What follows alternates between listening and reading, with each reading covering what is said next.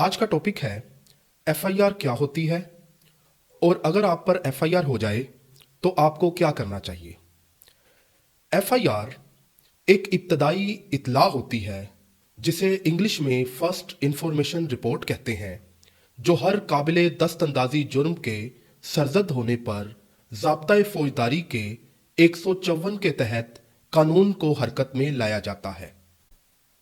अगर आप पर एफआईआर हो जाए तो आपको पता चले कि आप पर एफआईआर हो गई है तो आपको सबसे पहले आपने गिरफ्तारी से बचने के लिए सबसे पहले आपने मुतल्लिका करीबी वकील से रब्ता करना है और वकील साहब मुतल्लिका सेशन कोर्ट में ज़मानत क़ब्ल गिरफ्तारी की एप्लीकेशन गुजारेंगे।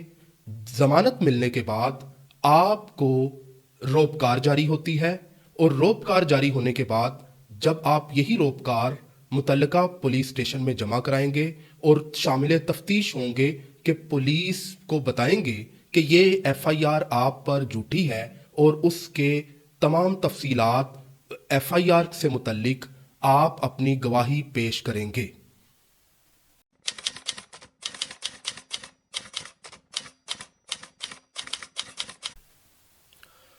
ऑफेंसेस की दो मेजर इकसाम में सबसे पहले हम डिस्कस करेंगे कोग्निजेबल ऑफेंस और नॉन कोग्निजेबल ऑफेंस। इनमें फ़र्क क्या है। कोग्निजेबल ऑफेंस ऐसे जुर्म जिन्हें उर्दू में काबिल दस्तअंदाजी जुर्म भी कहते हैं, ये ऐसे जराइम होते हैं जिनमें पुलिस बगैर वारंट के किसी भी शख्स को गिरफ्तार कर सकती है। अब ये जराइम कौन से होते हैं? इनमें सबसे पहले मिसाल के तौर पर अगर कोई शख्स डकैती करता है या डकैती में इन्वॉल्व होता है तो उसमें पुलिस उसे बगैर वारंट के गिरफ्तार कर सकती है।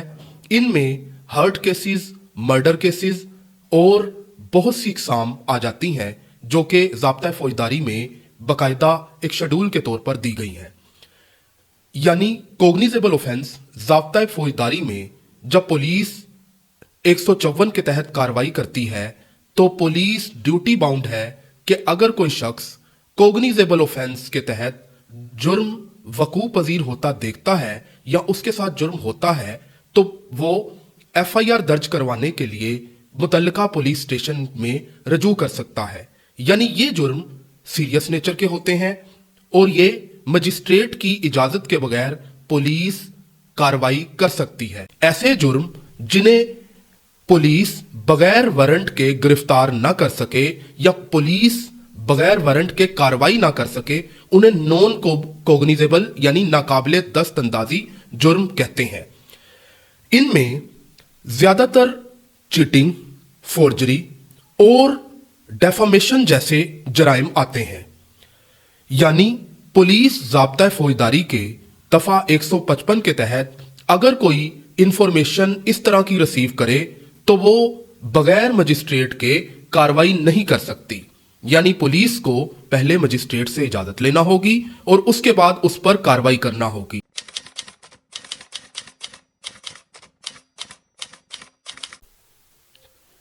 अगर मुतल्लिका एसएचओ जो कि पुलिस स्टेशन में बैठते हैं वो आपकी दरखास्त को इंटरटेन ना कर रहे हों तो आपको सबसे पहले मुतल्लिका एसपी या डीपीओ के पास एक दरखास्त गुजारनी होती है।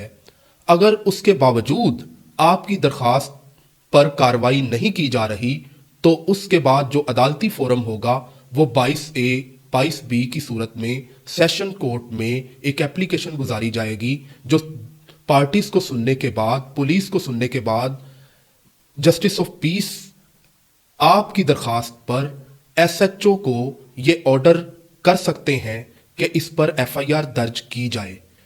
उसके अलावा दूसरी अदालती रेमेडी सेक्शन 200 ज़ाब्ता फौजदारी के तहत मजिस्ट्रेट के पास आपने एक इस्तगासा गुजारना होता है। इस्तगासा की कार्रवाई, डायरेक्ट कंप्लेंट की कार्रवाई बिल्कुल एफआईआर के बाद वैसी ही कार्रवाई होती है, लेकिन इसमें फ़र्क ये है कि ये अदालती फोरम होता है और इसमें आपने सबसे पहले सरसरी शहादत दाखिल करना होती है और उसके बाद मुल्ज़मान को समन किया जाता है। तो आज का टॉपिक ये था कि आप اگر پولیس ایف آئی آر نہ درج کر رہی ہو تو آپ کو کن فورم پر رجوع کرنا چاہیے؟ اگر آپ کو یہ ٹاپک اچھا لگے، میری ویڈیو انفارمیٹیو لگے، لائک کریں اور میرے چینل کو سبسکرائب کریں۔